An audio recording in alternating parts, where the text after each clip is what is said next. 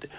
Pero no llegó, o llegó una hibridación difícil, o por lo menos que yo no tolero mucho, en que ni hacía slapstick en la tradición del gran cine mudo americano, incluso francés, ni hacía tampoco diálogos suficientes. Es decir, en una palabra, Tati tendría que haber hecho, sin más, una película muda, quizá con una serie de ruidos, y no entrar siquiera, que es uno de los fallos de la película, en unos inicios o unos,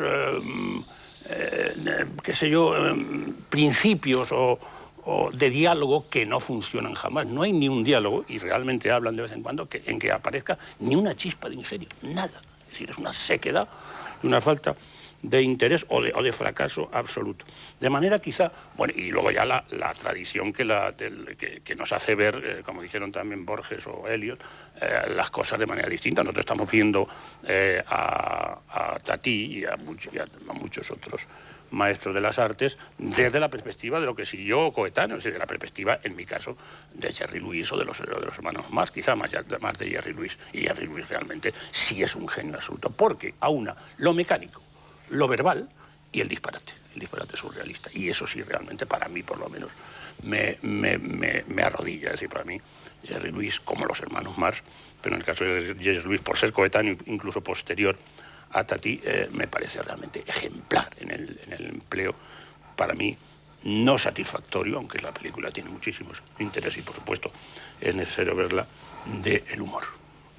Y hablaremos, porque no estaremos todos de acuerdo. Claro que hablaremos, porque va a haber mucha polémica. Antonio San José, buenas noches. Hola, buenas noches. Pues dinos algo antes de que veamos tu opinión, mi tío. Pues yo recuerdo que vi esta película de estudiante en los años 70, comienzos de los 70, y en una reposición en un cine de Madrid. Y también es verdad que en aquel momento nos fascinaba Tati y nos parecía que tenía un universo personal, propio, un mundo lleno de sugerencias. La pregunta, desde luego, es si esa película, que se estrenó en el 58, se hizo en el 58, mi tío, ha resistido o no el paso del tiempo. Y eso es algo que los espectadores tendrán que contestar también cuando vean esta proyección. Yo creo que mi tío retrata un mundo en Francia que ya no existe. Y este es quizá el principal tema de controversia cuando hablamos de la actualidad o no de esta película. Ese mundo no existe. Es un retrato sobre cómo era una parte de Francia en el año 58, a finales de los años 50, muy popular, con un tipo de ambiente muy cercano, muy cotidiano, que Tati retrata muy bien. Yo creo que es una película de ambientes.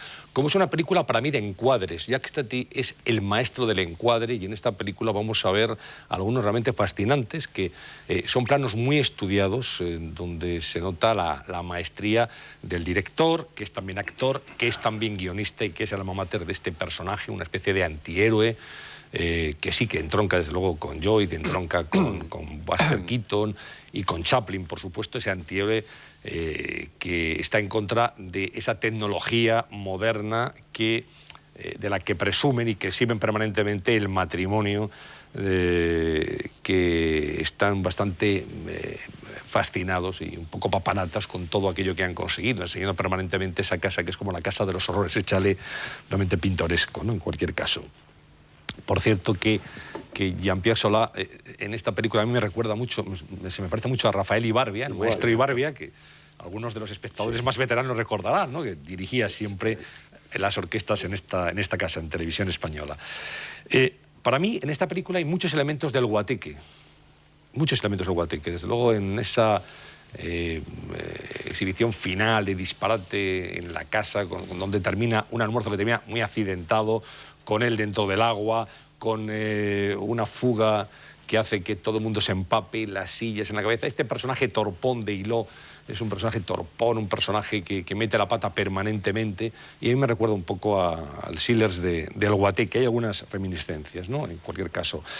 El color, decía esto, el color es un color pastel muy conseguido, con muchos elementos Art Deco. Recuerda a veces el Miami Art Deco, cómo es la casa, los colores que saca, incluso el coche al final, que es un coche que es un poema, y que aparece ese coche nuevo que se compra el el cuñado de Hilo. Y bueno, algunos hallazgos, desde luego. Por ejemplo, a mí me gustan mucho los títulos de crédito que vienen ahora inmediatamente, que los espectadores podrán ver como en una construcción, bueno, están los títulos de crédito como si fueran los carteles de una obra, ¿no? Hay elementos, desde luego, muy atractivos.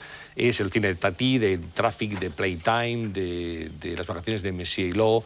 Esta es la película, quizá por antonomasia, de ese personaje que fuma en pipa, que es muy pintoresco, que habla muy poco y que es un humor del absurdo, que tiene evidentemente sus partidarios y sus detractores, y que es una buena oportunidad, porque yo creo que esta película, yo no recuerdo haberla visto en televisión, creo que es la primera vez que se proyecta, o desde luego muy pocas veces se ha pasado por televisión mi tío, y es una ocasión estupenda para rememorarla, para recordarla, o como dicen los americanos, para revisitarla, en esa traducción un poco rara. Bueno, pues sería Tati revisitado, según dice mi amigo Antonio San José, un arquitecto también, y hay mucho de arquitectura, ya en el primer plano que citaba Antonio se ve eso. Y bueno, es la prueba del tiempo, esto es tremendo. Yo creo que como él ha hecho poca obra, se le pueden notar más porque entre película y película pasaban muchísimos años. Eso se le vio también a René Clair, ya no era el René Clair del Silencioso Oro, no era el de todo el oro del mundo. Había desaparecido París y con ese París él también y parte de su cinematografía. En cualquier caso, hay algunas películas que yo no sé si han influido en Tati o Tati en ellas, pero hay una de Frank Tasling, que yo creo que es uno de los grandes maestros de la comedia, que todavía no ha alcanzado el prestigio que le corresponde, que no sé si en España se llamó Una rubia fenómeno, pero que se desarrollaba en el mundo de la publicidad y en el caos de eso que se entiende como la modernidad, y a mí me parece que Tati tomó bastante prestado de él, como de Jerry Lewis. Jerry Lewis es un hombre que también yo creo ha influido mucho, sobre todo en aquellas primeras películas que hacía él solo y luego él con Dean Martin. El disparate, y de ese disparate surgía una crítica. Tati todo está más estudiado, por eso digo, es una mezcla de Robert Bresson y de Antonioni, del Antonioni que descubre el color. Hay una enorme frialdad también en la historia. Eso es lo que le separa naturalmente de Chaplin. Chaplin, uno ve una película del año 25 que hemos puesto aquí como La Quimera del Oro, y sigue teniendo algo especial. Se pone en marcha el proyector y caramba, aquello empieza a calentarte. Nunca el cine ha sido más como eso, un aparato que calienta, ¿no? En cambio aquí es todo lo contrario. La crítica, el poner en tela de juicio y en ridículo. Pero bueno, yo creo que todo eso lo vamos a ver, porque va a haber opiniones para todo tipo. En cualquier caso, yo estoy de acuerdo con Antonio Sarrión. Quizás no más Linder, es muy difícil encontrar a alguien que te haga reír, o reír a carcajadas, o sonreír con gran placidez. Ni siquiera su sucesor, el ayudante de dirección de esta película, que fue Pierre T., tampoco pudo conseguirlo. Y es que el mundo del gag es el más endiabladamente difícil. Para construir un gag, hay que crear una película antes, que es lo que hacía Lubitsch. Llegar a la construcción de un gag es tremendo. Y si te pasas media película construyendo el gag, no tienes película. Pero en fin, de todo eso hablaremos luego. En cualquier caso, ya empieza a sonar esta sintonía que a todos los cinéfilos del mundo les hace unirse y sentir una nostalgia, no ya por un mundo desaparecido, sino por un cine que en un tiempo fue fundamental en nuestra vida. Yo diría que una vida de repuesto. Con todos ustedes, mi tío de Jacques Tati.